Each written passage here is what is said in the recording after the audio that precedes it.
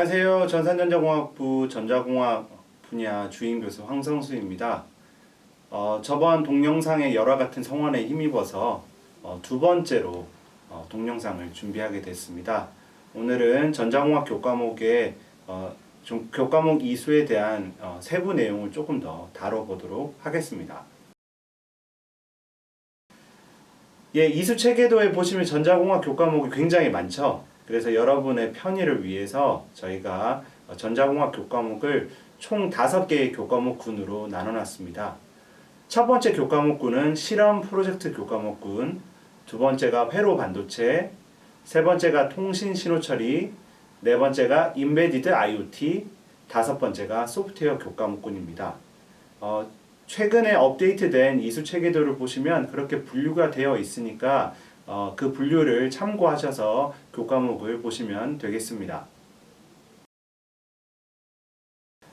프로젝트 실험 교과목군에는 여러분들이 여러 가지 전자 장비들을 가지고 실제로 회로를 설계를 해보거나 또 여러 가지 시스템을 설계를 해보는 것들을 하게 됩니다. 저는 이렇게 생각해요. 공학과 과학은 가장 큰 차이가 공학은 무언가를 만들어낼 수 있는 능력까지 되어야만 의미가 있다고 생각을 하거든요.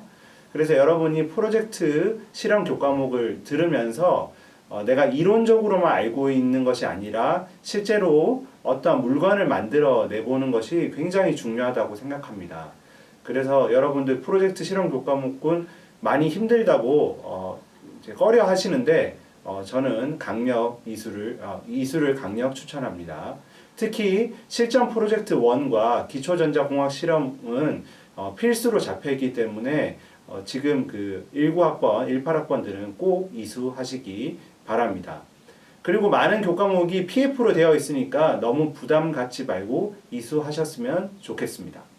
회로 반도체는 전자회로와 그리고 전자공학의 쌀이라고 불리는 게 반도체죠. 그래서 그 반도체의 원리, 반도체가 어떻게 만들어지는지 그러한 교과목을 비롯해서 그 반도체를 활용을 해서 회로를 구성하는 법을 배운다고 생각하시면 되겠습니다.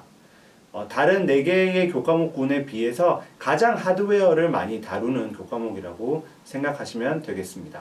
통신 신호 처리는 여러분 그 5G 통신 시대에 살고 있잖아요. 그만큼 통신이 굉장히 중요한데 통신뿐만 아니라 여러 가지 센서로부터 들어오는 신호를 적절하게 처리하는 것이 굉장히 중요한 시대가 되었습니다.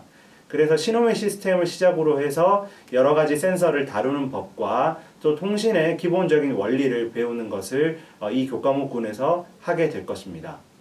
인베디드 시스템 IoT는 먼저 여러분 인베디드 시스템이 뭔지 아시나요? 잘 모르실 수 있겠죠. 인베디드 시스템은 우리가 흔히 노트북이나 PC 외에도 각각 전자기기나 냉장고 같은 그런 곳에도 조그마한 소형 PC들이 들어가게 됩니다. 그렇게 그 전자기기 내에 포함되는 어떤 그 시스템을 인베디드 시스템이라고 하는데요. 그런 인베디드 시스템을 실제로 그 마이크로 프로세서를 활용을 해서 다뤄보는 교과목들이 많이 있고요. 또 컴퓨터 네트워크를 비롯하여 IoT 관련된 실습들을 많이 할 수 있는 교과목들이 포진되어 있습니다. 마지막으로 소프트웨어인데요. 전자공학을 하는데 왜 소프트웨어를 해야 하느냐? 저번 동영상에서도 말씀드렸지만 이제는 전자공학을 하더라도 코딩은 굉장히 중요하고 필수적인 요소가 되었습니다.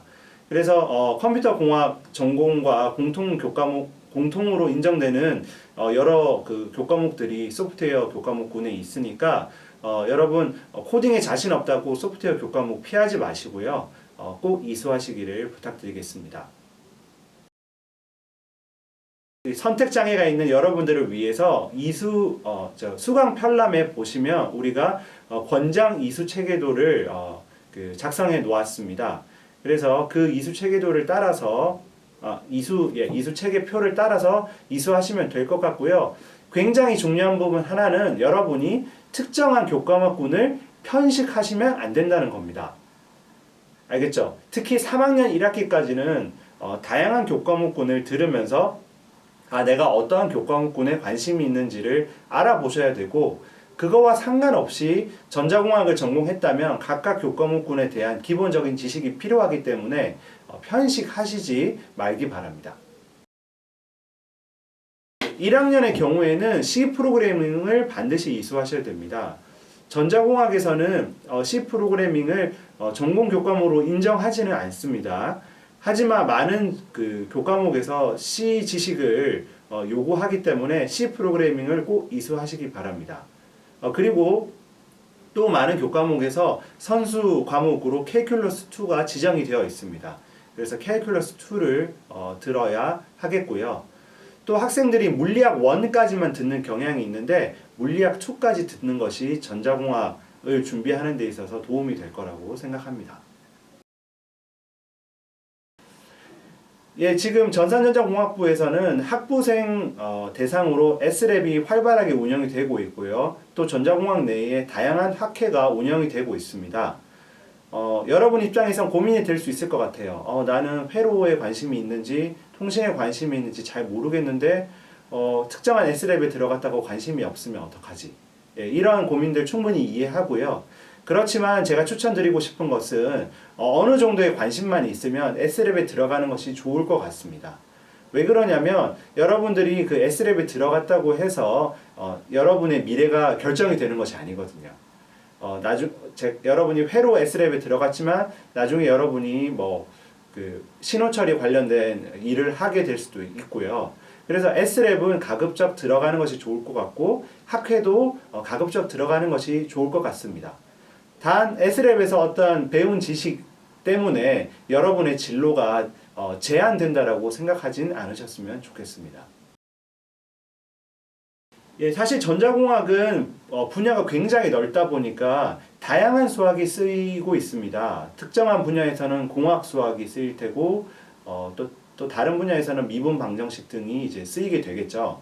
그래서 제가 특정한 수학 교과목을 추천해 드릴 수는 없지만 여러분들이 그 선형 대수학을 조금 이수하지 않는 경향이 있더라고요.